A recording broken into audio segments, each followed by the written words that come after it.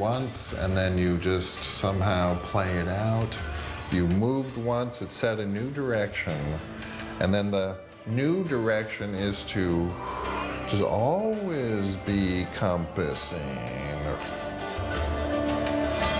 Pay attention to the opportunities that are there and trust that that's where you're supposed to be. And keep going. Don't do things that are insignificant, that are going to waste your time. Be determined to choose things that are going to make your life more abundant and more fulfilling. And though the values will change along the way and the destinies, the summation of all your destinies will make up your life journey. Your soul calls your life's journey.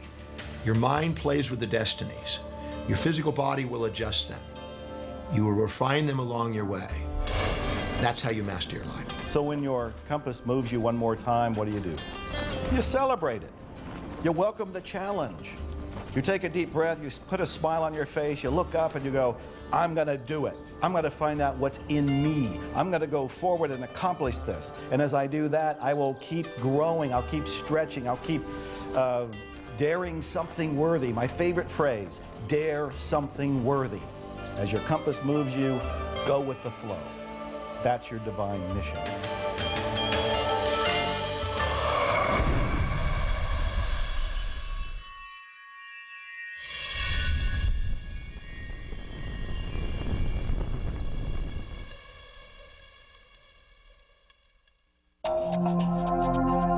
Gratitude is one of the most important emotions that we can hold in our life because it recognizes that we are living in harmony with the universe and accepting what the universe has to offer. And in this way, the universe provides us more of the same.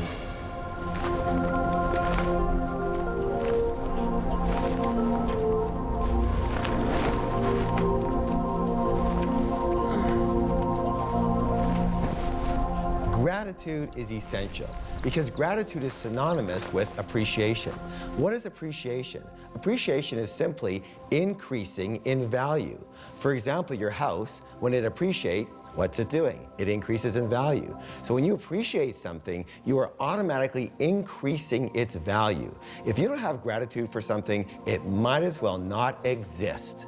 Somebody who isn't grateful for all the blessings that they have right now is not aware of how lucky he or she is. And so when you take the time, when you take just a few moments to think about one little thing that you're grateful for, a flower, being able to breathe, being alive, that is magic in itself. And that is really the beauty of creation. That's the beauty of our lives. It was Henry James who said that nothing of the senses can satisfy the soul. The only thing that can satisfy the soul is thank you, I love you. When you get up in the morning and you can say thank you, I love you in front of the mirror, and also to the world around you and the people around you, now you're going to have fulfillment. I think we take for granted all of our life's gifts, and being grateful is a launching pad to have more and to be more and to accomplish more in your life. Gratitude is actually the grace of life. The more gratitude you have, the fuller your life will be. So we must wake up each and every day with a sense of gratitude, with a thanksgiving, not just for Thanksgiving during the holiday, but a sense of thanksgiving throughout our entire lives. It should be a part of our lifestyle because we have so much to be thankful for. It's not just a palliative that you brainwash yourself with in order to get through troubled times. It's sort of like the sign that, wow, you're finally experiencing reality clearly. Gratitude is appreciation, it's love expressed.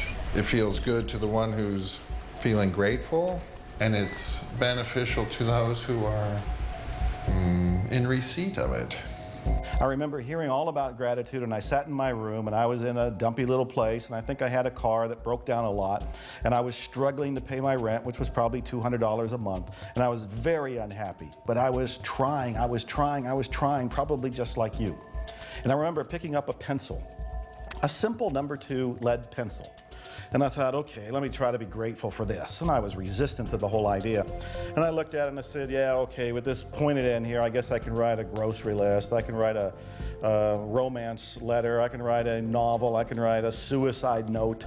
There's all kind of things I can do. And I started to shift a little bit and thought, well, that's kind of amazing. That this little piece of wood with this little piece of lead, I can actually do things that would change my life. I can write affirmations with it. I can write intentions with it. I can write out my vision with it. I can write out all kind of things. And then the other end, if I didn't like what I wrote, I can erase it. And you notice I'm smiling now as I think about it because I'm remembering the first time I actually did this. I began to feel genuinely grateful for the pencil. For the pencil. And as I felt grateful for the pencil, I would look around my room and I'd go, there are people that don't have this. Not only a pencil, but they don't have a roof over their head. They don't have a little refrigerator. They don't have a car. They don't have any money. The way I was living, even then, with all of my complaints, all of my struggles, was better than many people in third world countries. And often I was living better than kings and queens that were ruling countries in past times. And as I realized all of that, I changed.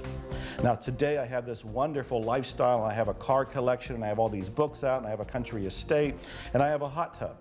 And every night I get in that hot tub and I look at the stars and I count my blessings.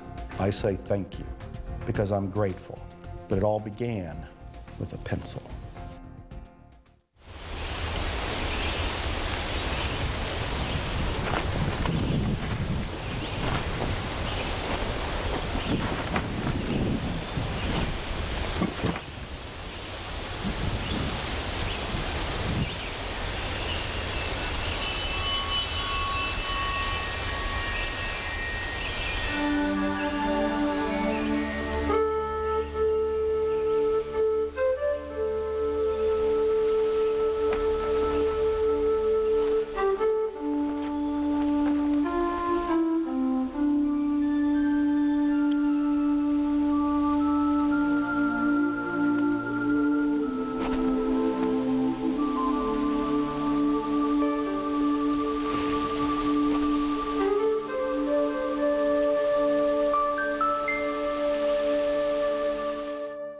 In April of 2005, I woke up in the morning with what I thought was a bad case of the flu, and Carol, who was just my girlfriend then, insisted that I go to the hospital, and I went to the hospital, and they didn't know what was wrong with me, and when I woke up 3 weeks later, I was in a different hospital and had no hands and no feet.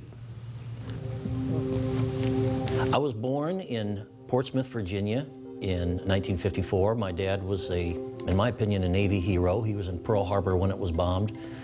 And I was raised the first 3 years of my life in Washington, D.C., moved to Chicago when my dad was stationed in the Navy base, the Great Lakes Navy base. And then because of the health of my mother, who was a rheumatoid arthritic, we moved to Arizona in 1959 to keep her on her feet, and she stayed on her feet for another 30 years after that, so that was a good choice.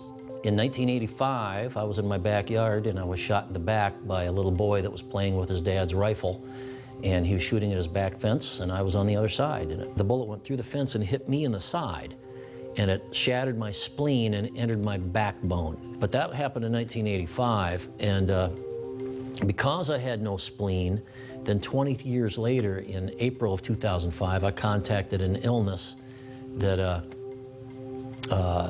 caused my amputations.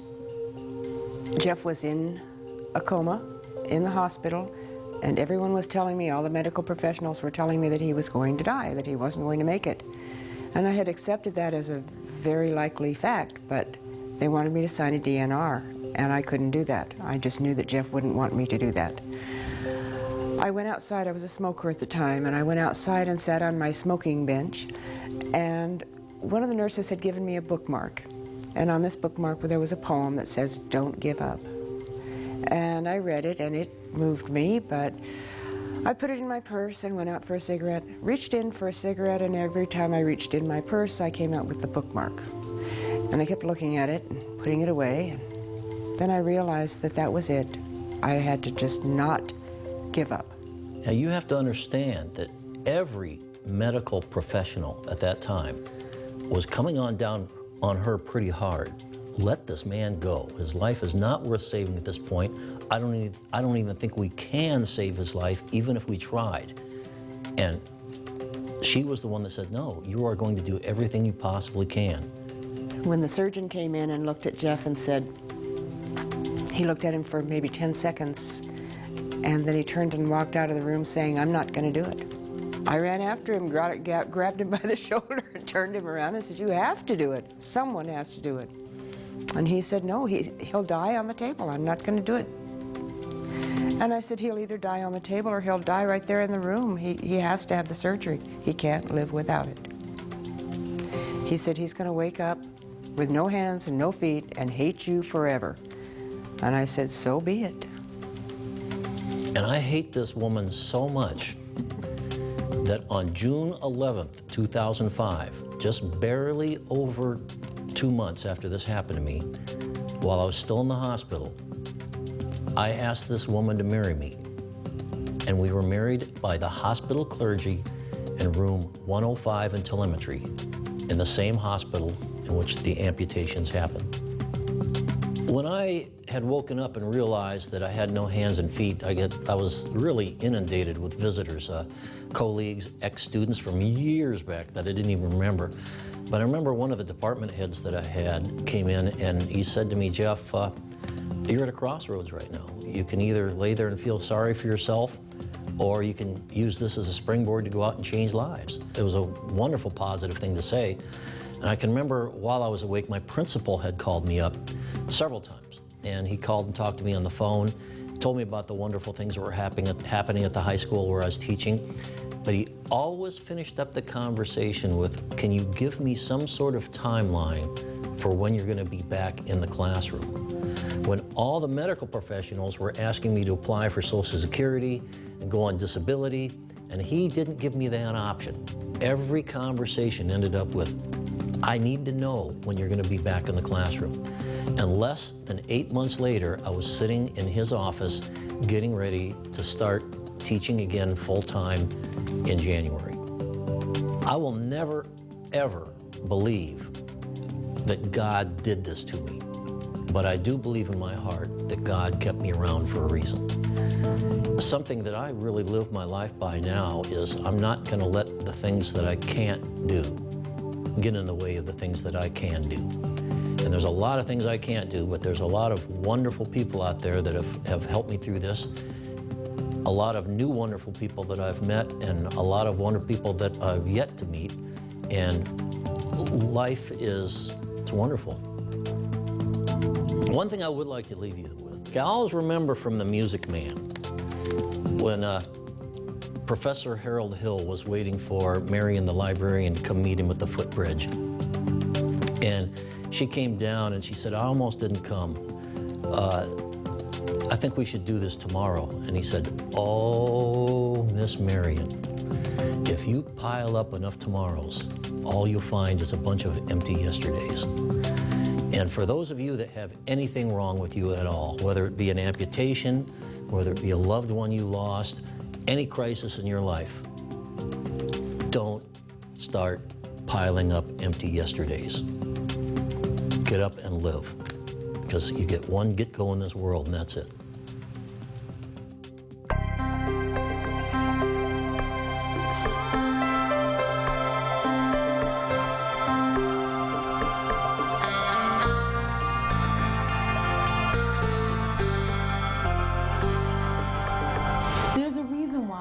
Times we find ourselves having the same New Year's resolution year in and year out.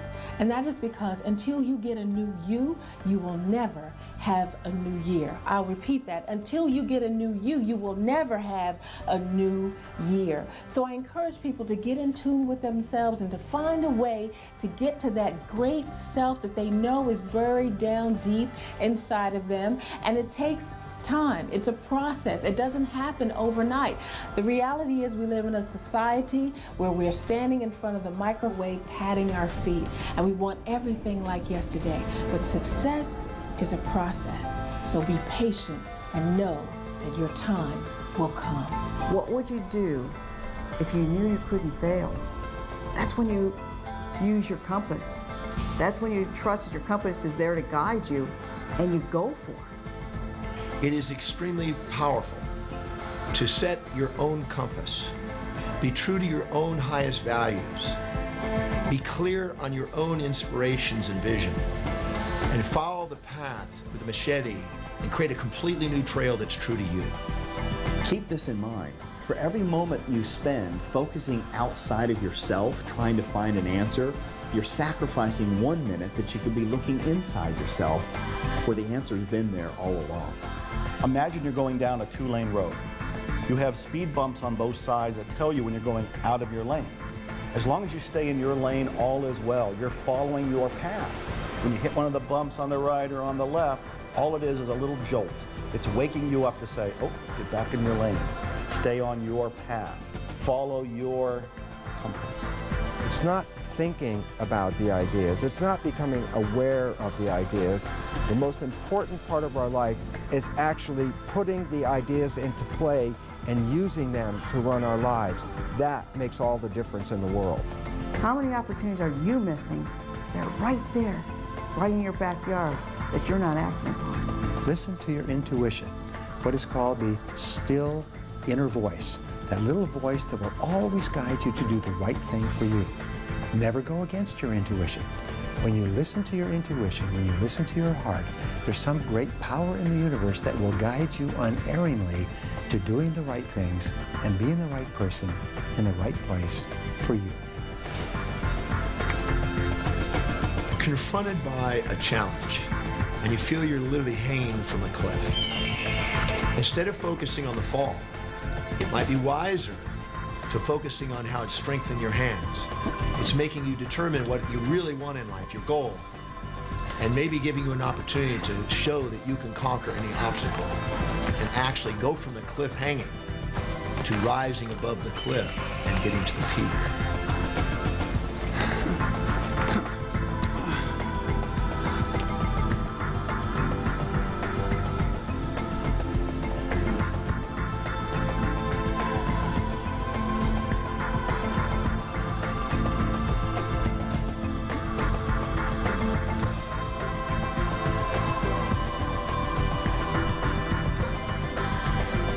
Life is alive. And when you get into the flow of the movement, it'll feel like you come to life. It'll feel like you come to life once again. So remember, every time the sun touches your face, you can understand and know that you are special.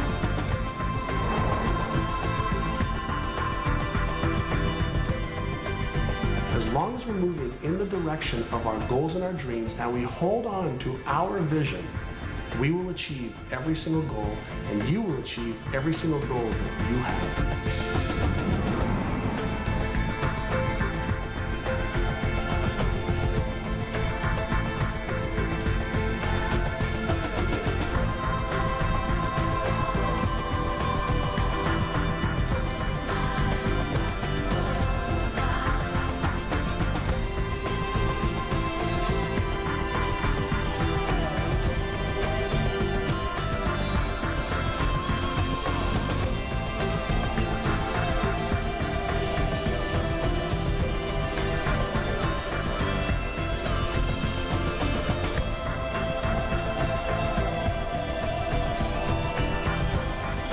The sun rises over a new world. We still hurt sometimes. We still cry sometimes. But we carry on. We feel. We see. We talk. We live. I am strong. I am confident. I am here. I am ready. When the end comes for you, let it find you conquering a new mountain, not sliding down an old one. Many people die at age 25 and don't get buried until they're 65. Your life has value. Decide with the compass of your life that you're going to make a mark, that you're going to live your life in such a way that long after you're gone, buried in your grave, the impact of your life will continue to show up long after you're gone.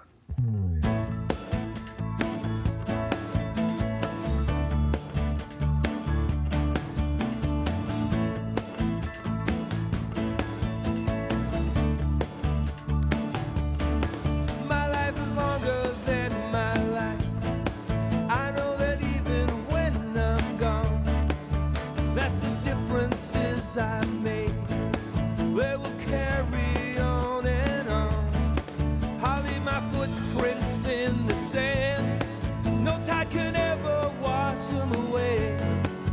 Well, tomorrow is the only truth. I've said goodbye to yesterday. Well, my playground is the universe. The earth is where I live. I won't live my life in reverse. I have way too much to give.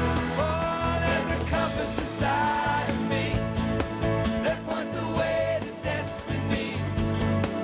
And when I chase the farthest goal, I know I'll find my deepest soul. Well, there's a compass inside of me that points the way to destiny. Every moment, every day, I let my compass lead the way. Well, my compass is leading the way. My compass lead the way. You know I'm ready to begin. I'm strong